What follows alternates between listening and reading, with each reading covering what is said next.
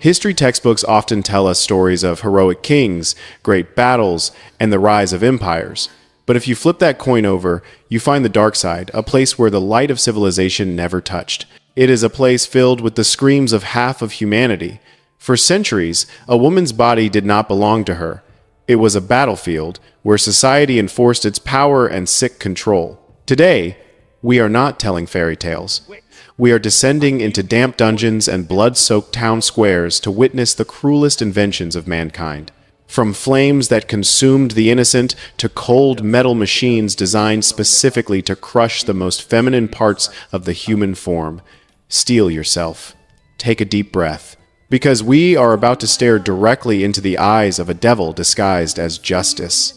Let's begin with a nightmare you've seen in movies, though the reality was 1,000 times worse. Burning at the stake. This wasn't just an execution, it was a performance art of agony, staged to terrify the masses. In the Middle Ages, when plague and famine struck, society needed a scapegoat. And who was the easiest target? Women. Widows, healers, or anyone who dared to look a man in the eye. Imagine being tied to a rough wooden post in the center of a town square. Beneath your feet lies not solid ground, but piles of dry wood soaked in oil. Surrounding you are thousands of eyes, not looking at you with pity, but with excitement and rage. They believe the fire will cleanse your soul, but in reality, they just want to see you burn. When the torch is thrown, the first sound isn't the crackle of fire, it's the pounding of your own heart trying to burst out of your chest. When the flames lick your skin, the pain isn't immediate. First comes the heat, intense enough to dry every drop of moisture from your body. Your hair curls and ignites. Then, the nerves beneath your skin start firing alarms. It feels like millions of red-hot needles piercing every pore at once. But the fire isn't the worst part. It's the smoke. Before the flames consume you, thick, toxic smoke fills your lungs, choking you in darkness. Your eyes burn and go blind. Tears evaporate before they can even fall. History remembers Joan of Arc, burned in 1431 at just 19 years old. Witnesses said that as her flesh melted, she screamed for a cross to be held high, so she could see it through the wall of fire. That scream wasn't just pain, it was the final resistance against a corrupt system. But if you think death is the worst fate, you are wrong. There were punishments designed not to kill you, but to turn you into a living joke. Have you ever been annoyed when someone interrupted you? Now multiply that frustration by 1,000. Enter the scold's bridle, or the brank. This was a special invention of England and Scotland, designed for women deemed too loud, nagging, or simply opinionated.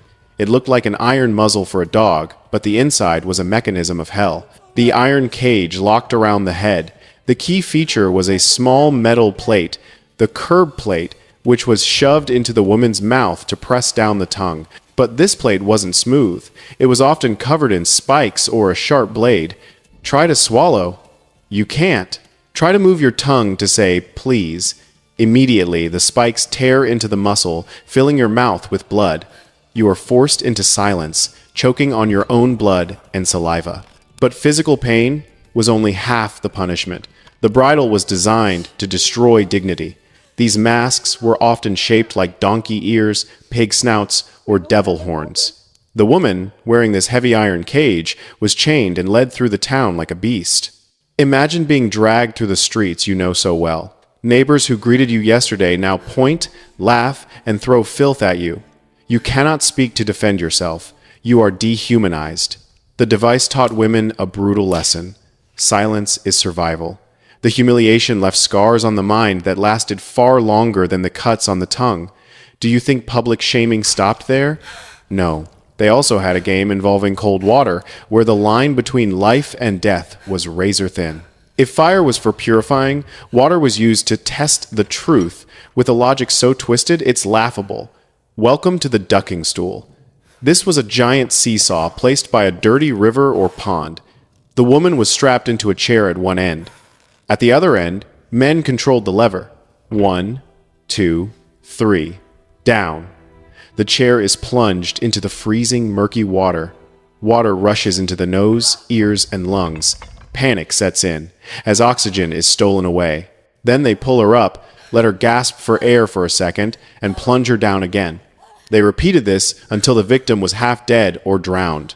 The horror lay in the witch's logic. If she floated, the pure water rejected her, meaning she was a witch and must be executed. If she sank and drowned, she was innocent. It was a perfect trap with no escape. We have covered fire and water. Now we move to cold steel and direct body violation. Warning, this section contains extreme body horror. Let's talk about the breast ripper, also known as the iron spider. The name tells you everything. This tool was used on women accused of adultery or unmarried mothers. It was a metal clamp with sharp, claw-like prongs.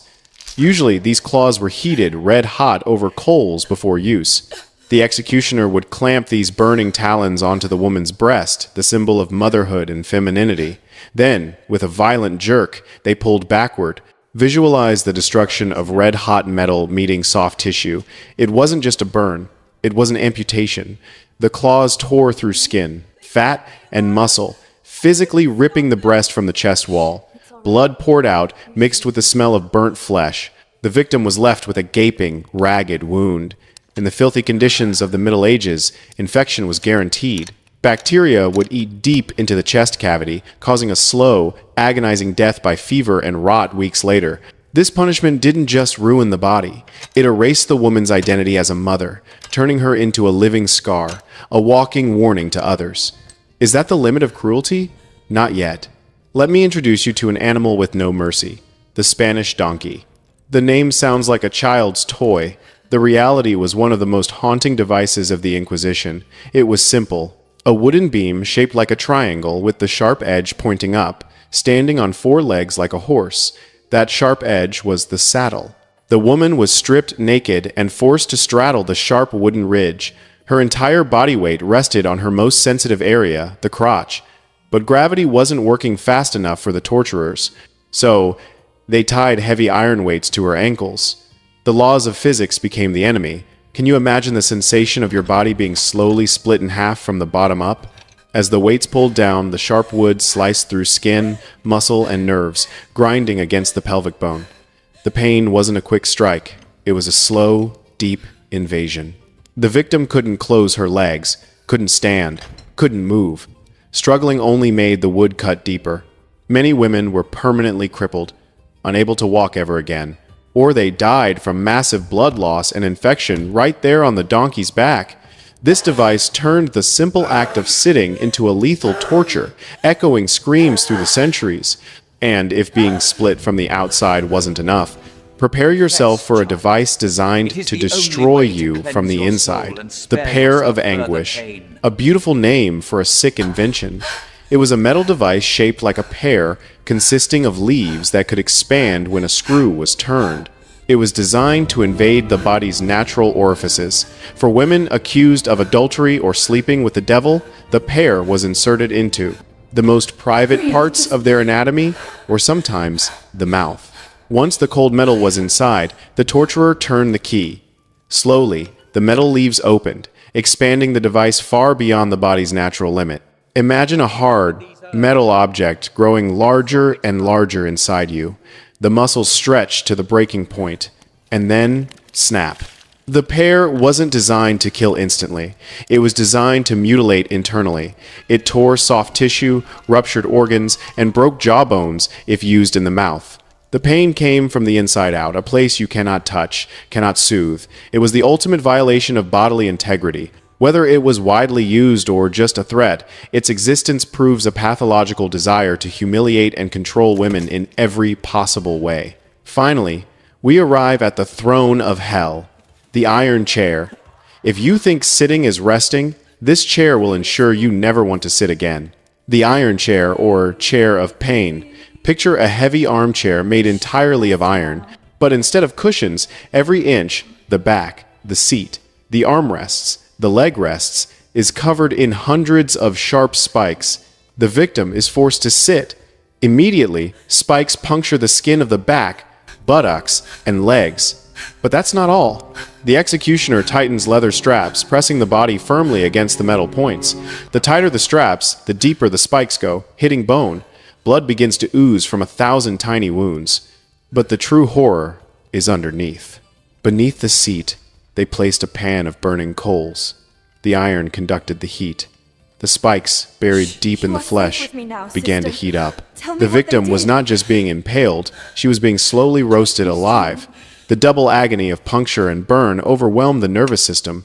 Inquisitors used this to force confessions. And you know what? Faced with that level of pain, victims would confess to anything. They would admit to being witches, to killing kings, to flying on broomsticks, anything to make it stop. This chair wasn't a tool for truth. It was a machine that manufactured lies written in blood. When we look back at these blood-soaked pages of history, what do we see? We don't just see metal and fire. We see the fear of a patriarchal society. They feared independent women, they feared female knowledge, and they feared anyone who defied their control. Because of that fear, they created monsters of iron to suppress the female spirit. But despite the fire, the water, and the steel, the spirit of those women was never truly extinguished. The cries of Joan of Arc and the silence of the unnamed victims still echo today, reminding us of the price of freedom and dignity. This dark history is a lesson. When power is unchecked and fanaticism rules, humans become devils to their own kind. How do you feel after walking through this dungeon of history? Horrified? Angry? Let me know in the comments below. If this video opened your eyes to the shadows of the past, please hit like and share.